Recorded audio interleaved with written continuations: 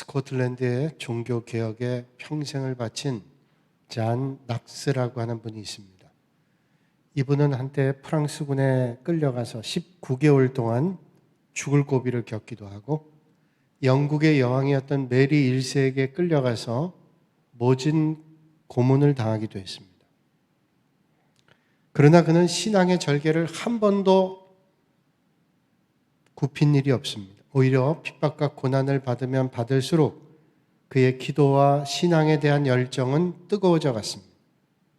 그가 하나님의 부르심을 받았을 때 그와 함께 사역했던 사람들이 그를 추모하면서 이런 묘비를 그의 무덤에 세웠습니다.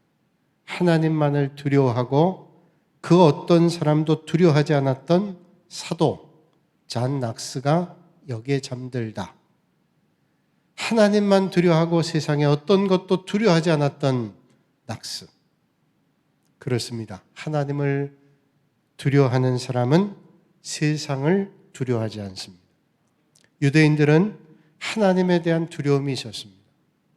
그래서 유대인들은 하나님 이름이 여호와, 히브리어에 그렇게 되어 있죠.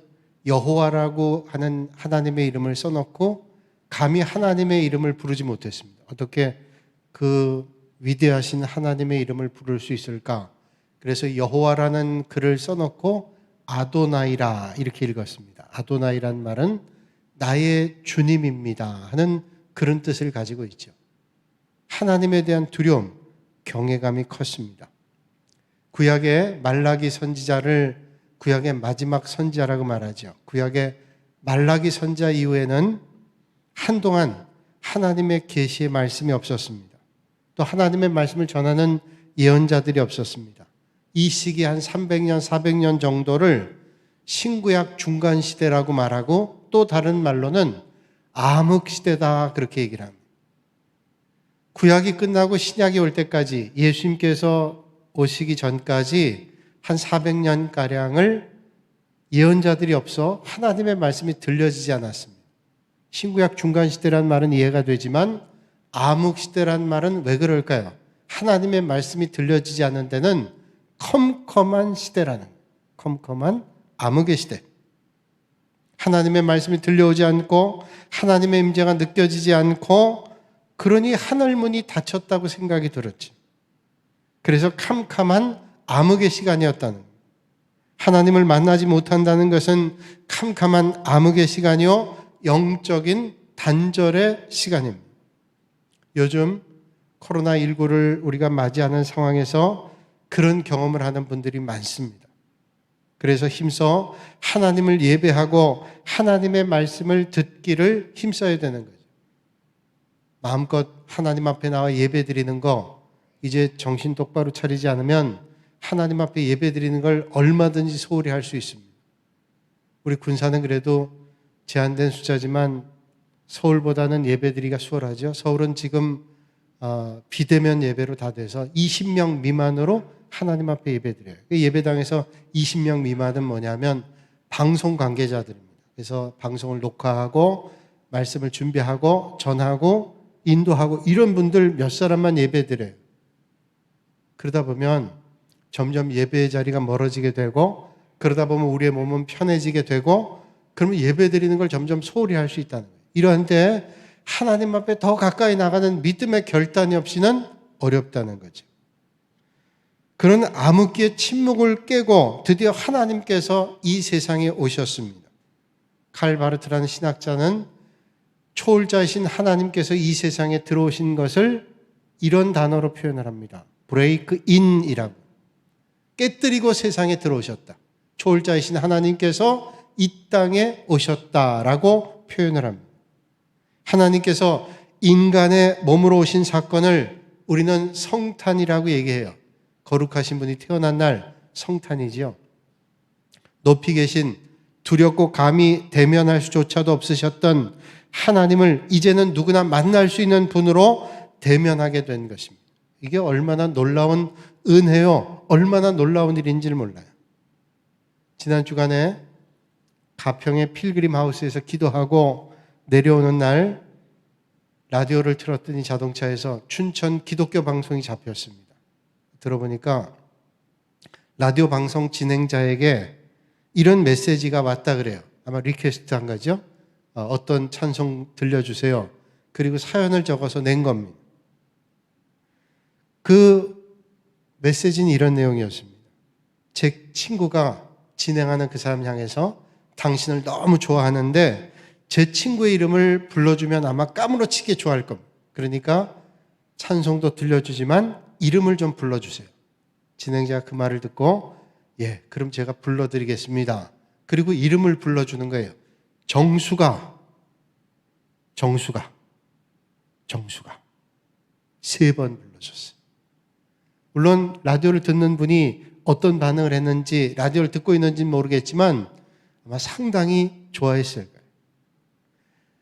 만약에 감히 우리가 평소에 대면할 수 없었던 대통령이 청와대를 나와서 차를 타고 가다가 내려서 길가에는 나를 만나러 다가오고 있다면 얼마나 놀라운 일일까요?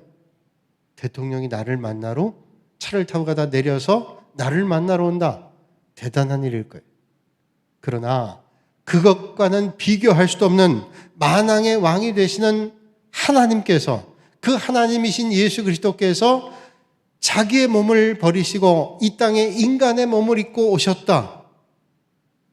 그것도 나를 만나러, 나를 대신 대속하시기 위해서 이 땅에 오셨다. 엄청난 사건이고 놀라운 은혜입니다. 그런데 이제는 그 하나님을 두려워하기는커녕 반기지도 않고 멸시하고 천대하고 버림받았다고 성경은 말씀하죠. 자기 땅에 오매 자기 백성이 영접하지 아니하였으니, 감히 이름도 부를 수 없고 감히 대면할 수 없는 위대하신 분께서 이 땅에 오셨습니다. 그런데 오히려 그를 맞이하지 않고 반기지 않고 오히려 십자가에 못 박아 죽게 했다는. 그런데 왜 하나님께서 굳이 인간의 몸을 입고 이 땅에 오셔서 대신 대속의 죽음을 맞으셔야 됐을까요? 오늘 그 이유를 성경은 이렇게 말씀하고 있습니다. 아들을 낳으리니 이름을 예수라 하라. 이는 그가 자기 백성을 그들의 죄에서 구원할 자이심이라. 아들을 낳는데 그 아들의 이름을 예수라 그래요. 예수는 우리를 구원할 분이다, 이런 말씀이죠. 또 뒤에 나오면 그 내어놓는 말은 이름을 임마누엘이라 하리라. 하나님께서 나와 함께 계신다 하는 그런 뜻의 이름을 주고 있습니다. 예수 그리스도, 그리고 메시아, 다 구원자란 말이죠. 그리고 임마누엘, 하나님께서 우리와 함께 하신다. 그분의 이름은 그렇게 우리에게 들려지고 있습니다. 예수님께서, 하나님이신 예수님께서 인간의 몸을 입고 이 땅에 오신 것은 죄로 인해서 캄캄한 어두운 세상에 빛을 주시기 위해서, 죄로 도저히 헤어나올 수 없는 인생에게 새로운 희망을 주시기 위해서 이 땅에 오신 것입니다. 그런데 오히려 그 하나님을 십자가에 못 박아 죽게 하셨다는 거예요. 그러니까 성탄의 가장 큰 핵심은 우리의 죄 문제를 해결하기 위해서 예수님께서 인간의 몸으로 이 땅에 오셨다고 하는 것입니다. 단순히 이 땅에서 우리의 삶에 풍요함을 주기 위해서, 질병을 치료하는 정도의 해결을 위해서가 아니라 근본적인 죄의 문제를 해결하기 위해서 이 땅에 오셨다고 하는 것입니다. 무슨 말일까요? 인생은 죄의 문제를 해결하기 전까지는 절대로 평안을 누릴 수 없습니다.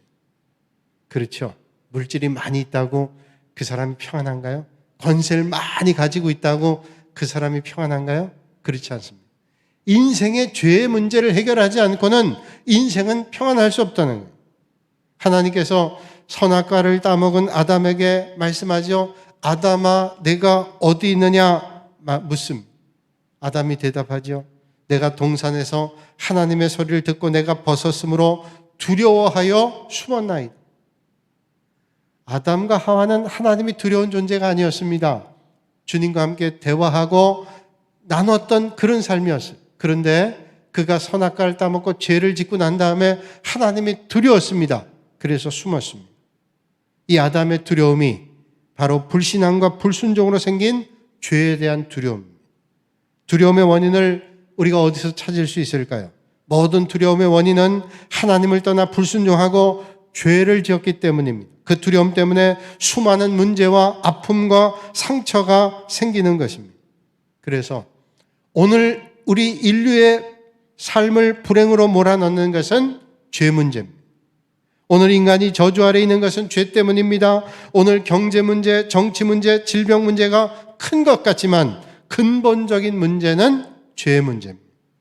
그 문제를 해결하지 않고는 절대로 인간은 행복을 누릴 수가 없다는 것이죠. 우리가 미다스라고 하는 분 아죠? 그리스 신화에 나오는데 프리지아의 왕입니다. 흔히 우리가 미다스, 마이다스의 손 이렇게 얘기를 하는데 이 미다스가 제우스의 환심을 사서 소원을 이룹니다. 그 소원은 뭐냐? 만지는 것마다 금으로 바꾸는 거예요. 얼마나 신났는지 몰라요. 만지는 것마다 금이 됩니다. 만지는 물건마다 다 금이 되는 거예요. 그가 왕궁에 와서 시험을 합니다. 만지는 것마다 다 금이 되는 거예요. 근데 문제는 그가 먹어야 될 음식도 만지는 순간 금이 됩니다. 마셔야 될 물도 만지는 순간 금이 됩니다. 아니 먹고 마시지 못하는데 무슨 행복이 있겠어요. 근데 더 큰 문제는 그를 찾아온 딸 아이를 안았더니 그 딸 아이도 금이 됐어요. 얼마나 괴로운 일입니다. 사랑하는 사람이 다 금덩어리가 됩니다. 통곡을 하죠. 이게 무슨 행복일까? 그가 미다스 신에게 달려가서 자신의 능력을 없애달라고 애원을 합니다. 그렇다면 미다스의 손이 뜻하는 게 뭘까요? 우리 인간의 행복은 물질로 오는 게 아니라 욕심이 과할 때 결국은 그 욕심이 과한 것이 죄가 돼서 우리 인생에 불행을 주게 된다는 거예요. 야고보서 1장 15절에 주님은 말씀하고 있습니다. 욕심이 잉태한 즉 죄를 낳고 죄가 장성한 즉 사망을 낳는다고. 그래서 주님 말씀하지요. 예수님께서 마태의 집에서 앉아 음식을 드실 때 많은 세리와 죄인들이 와서 예수님과 함께 식사를 나눴습니다. 바리새인들이 그걸 보고 예수님 비난합니다. 어찌하여 너희 선생은 세리와 죄인들과 함께 식사를 하는가? 예수님께서 들으시고 저들을 향해서 말씀하십니다. 건강한 자에게는 의사가 쓸데없고 병든 자에게라야 쓸데가 있느니라. 그렇죠? 의사가 병든 사람에게 필요하죠. 건강한 사람이 무슨 병원을 찾아갑니까? 그리고 아주 중요한 말씀합니다. 나는 의인을 부르러 온 것이 아니요 죄인을 부르러 왔노라. 여러분 생각해 보십시오. 하나님과의 단절이 가장 캄캄하고 어두운 시대였고 불행한 시대였습니다. 하나님의 말씀이 없고 하나님의 계시가 없고 하나님의 임재가 없는 것은 참 불행하고 캄캄한 암흑기와 같은 시대였습니다. 그러니까 하나님과 소통되는 시대가 가장 행복한 시대가 되는 겁니다. 하나님 임재하시고 하나님과 교제하고 하나님의 말씀을 들을 수 있는 것이 가장 행복한 시대입니다. 그 행복한 시대를 열면서 예수님은 나는 의인을 부르러 온 것이 아니라 죄인을 부르러 왔다. 그러니까 주님께서는 인생의 죄 문제를 해결하기 위해서 이 땅에 오셨다는 거예요. 그럼에도 창조주이신 하나님께서 피조물인 인간을 위해서 이 땅에 오셔서 대신 죽으셨다는 것은 믿음의 눈으로 보지 않으면 절대로 믿어질 수 없는 거예요. 어떻게 창조하신 창조자가 피조물인 인간으로 오셔서 인간의 죄를 대신해서 죽냐? 이게 믿어지는 말이냐? 믿을 수 없다는 거예요. 믿음이 없이는 믿어질 수 없는 일이에요. 종교개혁자 루터가 젊은 시절에 고학하면서 그가 경험했던 이야기입니다. 그때 독일에는 다른 지역에 가서 공부하는 고학생들 있잖아요. 이 고학생들이 너무 어려우니까 부잣집에 가서 찬송을 부르거나 노래를 부르면 그 부잣집에서 나와서 용돈을 주거나 학교에 도움을 주거나 뭐 이런 전통이 있었답니다. 너무 힘든 아이들은 그 부잣집 가서 찬송 부르고 노래를 부르면 그런 도움을 줬다는 거예요. 루터도 어려운 중에 공부했기 때문에 부잣집 아래 가서 찬송을 불렀습니다. 한참 부르니까 창문을 열고 누가 나오는데 얼마나 우락부락하게 생긴 사나이가 나오는지 그 주먹으로 한 대 맞을 것 같은 거예요. 밤에 노래 불렀다고 찬송 불렀다고 혼낼 것 같은 겁니다. 그게 무서워서 그 사람 피해서 도망가기 시작했다. 한참을 뛰어 도망가는데 아니 이 사람이 계속 쫓아오더래요. 한참을 도망가는데 쫓아와요. 결국은 그 사나이에게 붙잡혔습니다. 이제 죽었구나 생각하는데 그 사람에게 뭔가 탁 던져주는데 그 던져주는 걸 열어봤더니 그 안에 돈다발이 있는 거예요. 돈덩어리를 던진 겁니다. 아니 이게 뭐냐 그랬더니 내가 어려운 구학생 돕기 위해서 기다리고 있는데 루터가 와서 찬송 부르는 거예요. 그래서 도와주려고 반가운 마음이 뛰쳐나가는데 도망을 가니까 전해줘야 되겠다 싶어서 쫓아갔다는 거예요. 루터가 나중에 책을 썼는데 그 고마운 마음을 그의 책에 적었어요. 그리고 그의 생각을 이렇게 적었습니다. 그때를 회고하면서 하는 말이에요. 두려움의 눈으로 세상을 보면 세상 만사가 모든 걱정과 염려로 가득 차 있고 믿음의 눈으로 세상을 보면 세상이 감사하고 좋게 보이며 하나님의 손길이 보인다. 그렇게 얘기했습니다. 그렇습니다. 하나님의 역사는 믿음의 눈으로 봐야 믿어질 수가 있다는 것입니다. 미국에 존 맥스웰이라는 목사님이 있어요. 많은 신앙서적을 써서 우리나라에도 전달되고 있는데 이 존 맥스웰 목사님이 오하이오에서 목회할 때 아주 사냥을 좋아하는 교인과 함께 고속도로를 달린 적이 있다. 둘이 이제 차를 타고 가는데 미국은 뭐 고속도로가 땅이 넓으니까 쭉쭉 뻗어 있잖아요. 한 40km, 우리는 한 100리 정도 되는 길을 쭉 뻗은 고속도로를 달리는 거예요. 아주 지루한 시간이죠. 근데 함께 차를 타고 있던 사냥을 좋아하는 교인이 얘기하더래요. 아, 목사님 저기 보세요. 다람쥐 2마리가 뛰어가네요. 쳐다봤는데 안 보이더랍니다. 또 한참을 가는데 아, 목사님 보세요. 저기 노루가 몇 마리 놀고 있네요. 아무리 봐도 안 보이더래요. 조금 가니까 뭐 토끼가 보인다. 조금 가니까 뭐가 보인다. 사슴이 보인다 그러는데 한 마리를 못 봤답니다. 맥스웰 목사님. 그런데 그 40km 고속도로를 달리는데 이 교인은 수십 마리의 짐승을 본 거예요. 자기는 그 길을 다니면서 본 거는 지루한 고속도로밖에 본 적이 없다. 그러면서 하는 말. 어떤 눈으로 보냐에 따라서 보여질 수도 안 보여질 수도 있고 올바로 볼 수도 있고 잘못 볼 수도 있다는 거예요. 믿음은 바라는 것들의 실상이요 보지 못하는 것들의 증거라고 말씀합니다. 보지 못하는 것을 보게 하는 것이 믿음의 눈입니다. 여호수아 갈렙이 2사람이 본 것을 10사람의 정탐꾼들은 보질 못했습니다. 믿음의 눈을 가진 사람이 신앙인입니다. 오늘 이 아침에 믿음의 눈으로 역사하시는 하나님의 은혜가 믿어지시고 받아들여지시고 깨달아지실 수 있기를 주님의 이름으로 축복합니다. 로마의 바티칸에 가면 시스틴 성당이라는 성당이 있죠. 그 벽면과 천장에는 좋은 그림들이 그려져 있습니다. 특별히 시스틴 성당의 동쪽 벽면에 가면 미켈란젤로가 그린 아담의 창조라는 그림이 있어요. 앞에 화면 떴는데 저 그림 아마 여러분들이 다 보신 분 계실 거예요. 뭐 여러 사람이 등장하지만 크게 2사람입니다. 여러분 그림의 오른편에 그분은 하나님께서 손을 이렇게 내밀면서 자세히 보면 검지를 쭉 뻗고 계십니다. 그 옆에 앉아있는 사람은 아담이에요. 하나님께서 아담을 창조하시고 하나님께서 검지를 쭉 뻗어서 아담을 향해 손을 내뻗습니다. 근데 가만 보면 손가락이 다 닿지가 않았어요. 달랑말랑 하는 거예요. 이게 아담의 창조예요. 이건 뭘 의미할까요? 많은 해석하는 사람들이 말하기를 하나님께서 아담을 향해서 검지를 쭉 뻗는 것처럼 하나님께서 우리를 찾아오시고 만나기를 원하신다는 거예요. 하나님은 늘 우리와 함께 하기를 원하시고 우리와 함께 하시기를 원하시며 함께 하시는 임마누엘의 하나님입니다. 그 하나님께서 오늘도 우리를 향해서 손을 뻗고 계신다는 거예요. 우리가 그 하나님을 향해 손을 내펴밀기만 하면 얼마든지 만나주시는 분이 하나님이시라는 겁니다. 지난 주간에 필그림 하우스라고 하는 기도원이죠. 그 기도하면서 그런 생각했습니다. 언제라도 거기 이제 기도실이 있는데 그 기도실 문을 열고 들어가는데 그런 생각이 들더라고요. 이 기도실 문을 열고 들어가면 언제라도 만날 수 있는 분, 지난번에 와서도 만나고 만나는 분, 이 문을 열고만 가야 주님 만나나요? 언제라도 우리가 주님 앞에 가면 만날 수 있는 분이 주님이잖아요. 문을 두드리면 열어주시는 주님, 손 내밀기만 하면 반갑게 맞아주시는 주님. 그런데 우리는 얼마나 그 손을 안 내밀고 있는지 아담처럼 마지못해 손을 펴고 있지 않았는지. 아담이, 하나님은 손을 이렇게 내밀고 있는데 아담은 별로 그렇게 적극적이지 않아요. 그런 것과 똑같지 않느냐는 거죠. 오늘 이 아침에 기다리고 만나시기를 원하고 계시는 주님을 향해 손을 내밀어 만나실 수 있기를 바랍니다.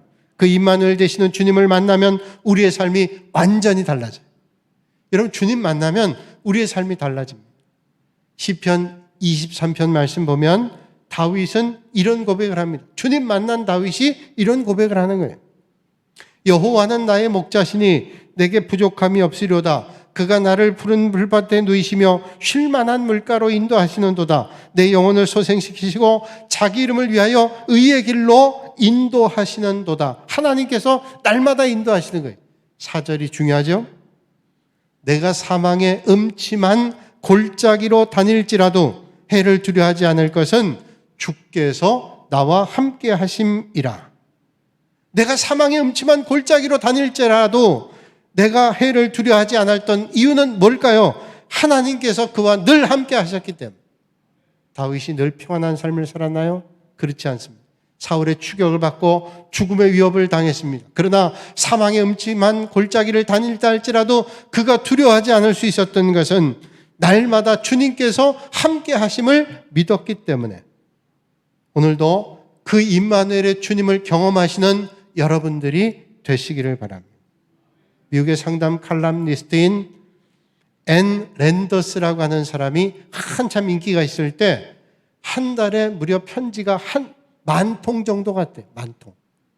지금처럼 문자가 있거나 이메일 있는 시대가 아니었기 때문에 오직 편지로만 또는 직접 가서 상담하는 것으로만 상담이 될 때인데 한 달에 10,000통에 그걸 어떻게 다 보겠어요. 그래서 함께 일하는 스태프들을 통해서 그 편지를 나눴습니다. 어떤 주제로 해야 될 내용들인가. 그리고 라디오를 통해서 상담을 해주는 건데 분류를 했더니 그 주제에 가장 많은 부분이 뭐냐? 두려움이에요. 두려움, 염려. 이 염려와 두려움을 어떻게 해결하면 되겠습니까? 상담가에게 묻는 거예요. 그 두려움 가운데 가장 많은 두려움이 뭐냐? 죽음에 대한 두려움이에요. 내가 죽으면 어떻게 될까? 죽음에 대한 두려움. 죽으면 나는 어떻게 될까? 내 자식들은, 나를 사랑하는 사람들은 어떻게 될까? 이런 죽음에 대한 두려움이에요. 러시아의 이종 격투기 선수 가운데 아주 유명한 사람이 있어요. 러시아의 마지막 황제라는 별명을 가지고 있는 이종 격투기 선수입니다. 에밀리아넨코 효도르라는 사람. 아마 이종 격투기 모르는 사람도 효도르라는 이름은 들어보셨을 겁니다. 한 번은 기자가 효도르에게 물었답니다. 효도르 선수는 세상에 두려운 게 아무것도 없죠. 그렇게 강하니까. 누구와 싸워도 진 적이 없다라고 생각할 정도니까 아주 강한 사람이 두려움이 없죠? 물었어요. 효도르가 대답한, 제가 별다른 두려움은 갖지 않습니다. 한 번도 두렵지 않으셨어요? 전혀 두려움이 없습니까? 그랬더니 효도르가 대답했대요. 두려운 게 있긴 있습니다. 가만 생각하니까 저는 저 자신에 대한 두려움은 없는데 저희 가족이 무슨 일을 당하면 어떡할까? 그거에 대한 두려움이 있다. 가족이 어떤 일을 당하면 어떡할까? 가족이 어떤 사고를 당하면 어떨까? 이런 거 생각하면 두려움이 떠나질 않는다는 거예요. 강인함의 상징인 그에게도 두려움이 있었다는 거예요.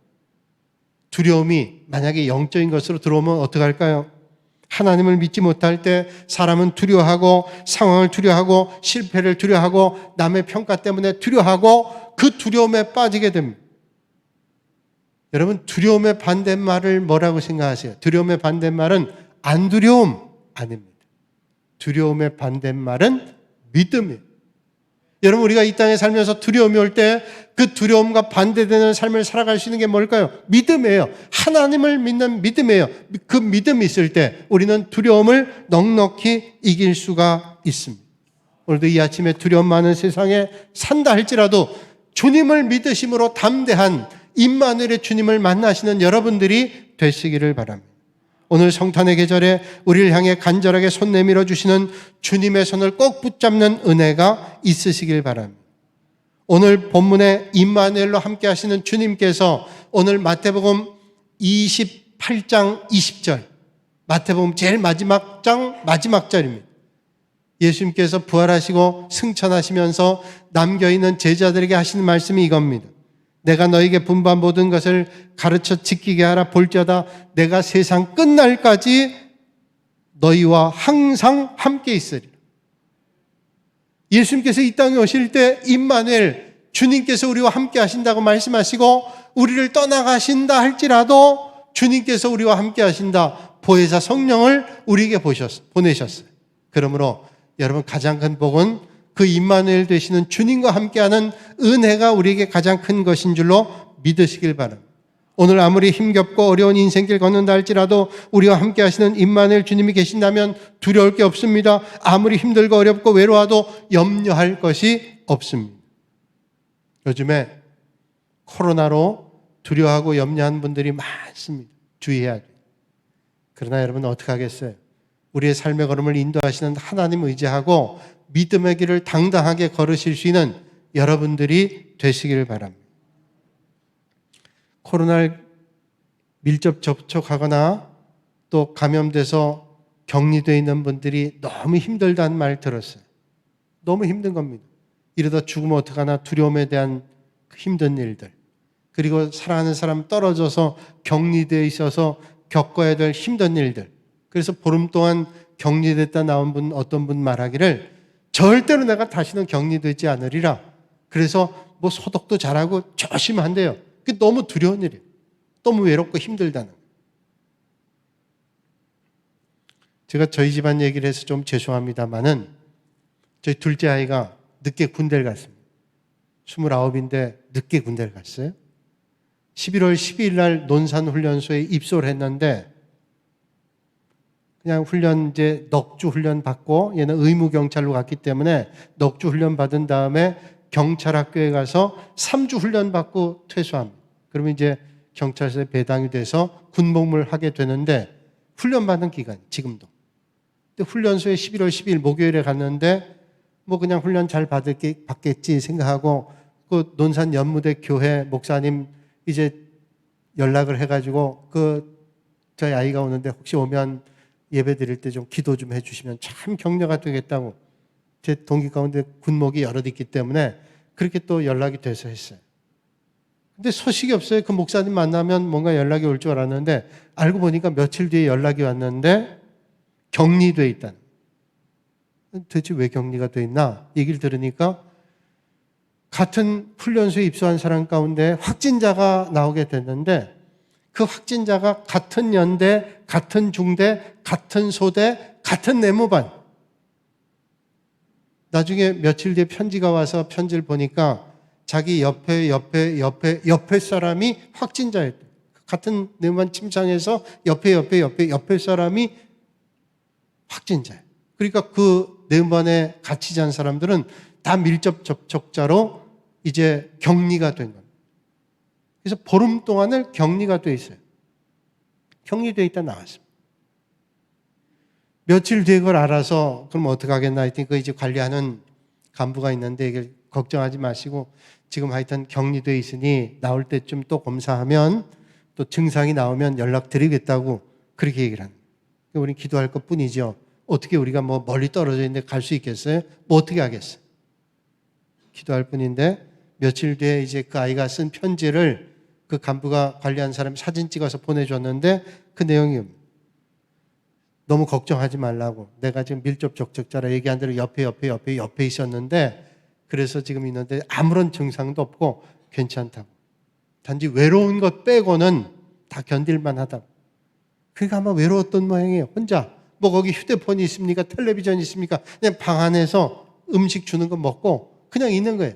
혹시 내가 확진자하고 같이 있었기 때문에 감염됐으면 어떨까? 그런 두려움도 있지 않겠어요?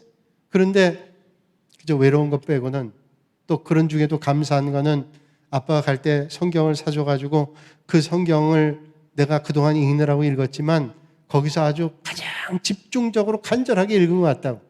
그러면서 하는 말이, 나올 때 마지막 날 확진되지 않도록 꼭 기도해달라고.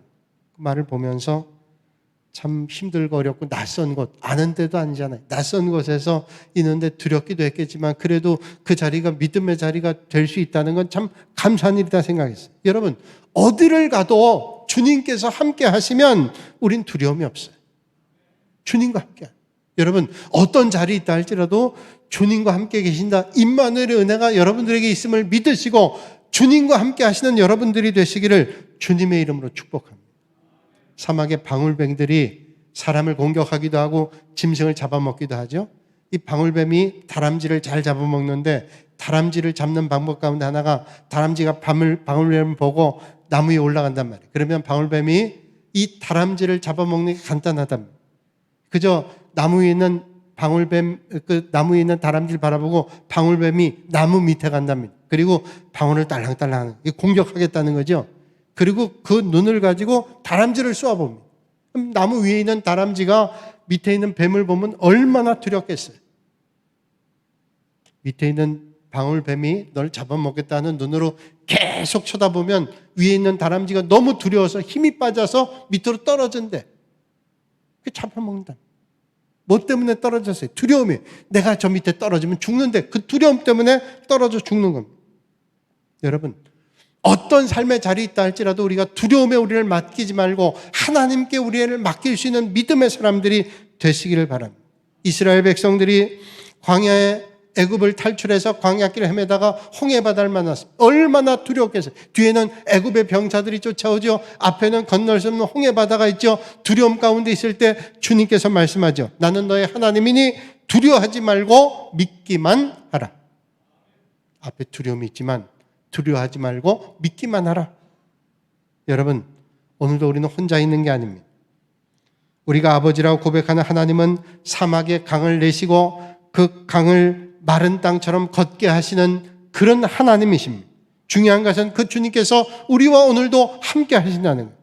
늘 우리와 함께 하시는 그 하나님을 믿으실 수 있길 바랍니다. 늘 그분과 함께하는 삶을 산다면 그것처럼 감격스럽고 흥분되는 일이 어디 있겠어요.